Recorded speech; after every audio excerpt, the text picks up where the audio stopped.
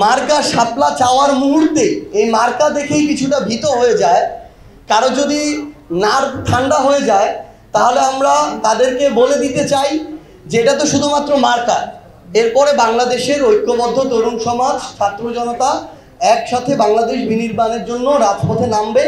এটার জন্য আপনাদের নার্ভকে আরও শক্ত করে নেন, এই দিন আসতে বেশি দেরি নাই। তারা যদি এরকম একটি অন্যায় তাদের সিদ্ধান্ত আমাদের উপরে চাপিয়ে দেয় তাহলে আমরা আমাদের জায়গা থেকে রাজনৈতিক দল হিসেবে সেটা রাজনৈতিকভাবেই মোকাবেলা করব। রাজপথ থেকে আমরা সেই কথাই বলেছি। একটা রাজনৈতিক দলের নিবন্ধনের জন্য আমরা আবেদন করেছি। তার আগে বাংলাদেশের এই বিষয়ে অভিজ্ঞ যতজন আইনজীবী রয়েছেন এবং যত ধরনের নিয়ম কানুন আইন রয়েছে আমরা প্রত্যেকটা আমাদের জায়গা থেকে যাচাই করেছি। আমরা কোনো জাতীয় প্রতীক আমাদের মার্কা হিসেবে আবেদন করিনি।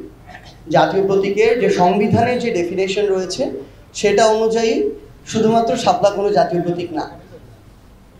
সেই জায়গা থেকে যখন এই জাতীয় প্রতীকের একটা অংশ ধানের শীষ বা ধানের ছড়া, আমরা একটা রাজনৈতিক দলের মার্কা দেখি, আমরা তারা আরেকটা রাজনৈতিক দলের মার্কা দেখি এবং কোনো আইনগত বাধা না থাকার কারণে আমরা আমাদের জায়গা থেকে শাপলা জাতীয় প্রতীক হিসেবে, জাতীয় প্রতীকের যেটা একটা অংশ সেটাকে আমরা আমাদের মার্কা হিসেবে চেয়েছি।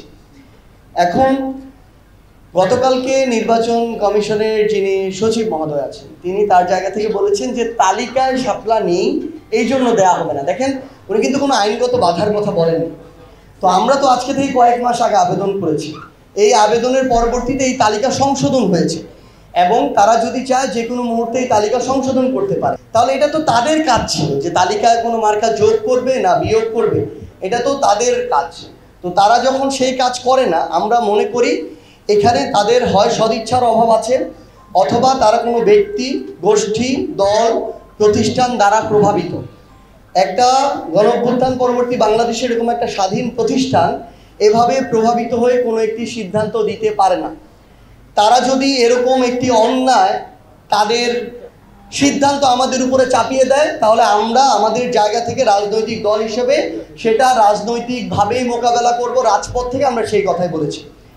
এবং তারা থেকে শুরু করে যে কেউ যদি এনসিপির মার্কা শাপলা চাওয়ার মুহূর্তে এই মার্কা দেখেই কিছুটা ভীত হয়ে যায়, কারো যদি নার্ভ ঠান্ডা হয়ে যায় তাহলে আমরা তাদেরকে বলে দিতে চাই যে এটা তো শুধুমাত্র মার্কা।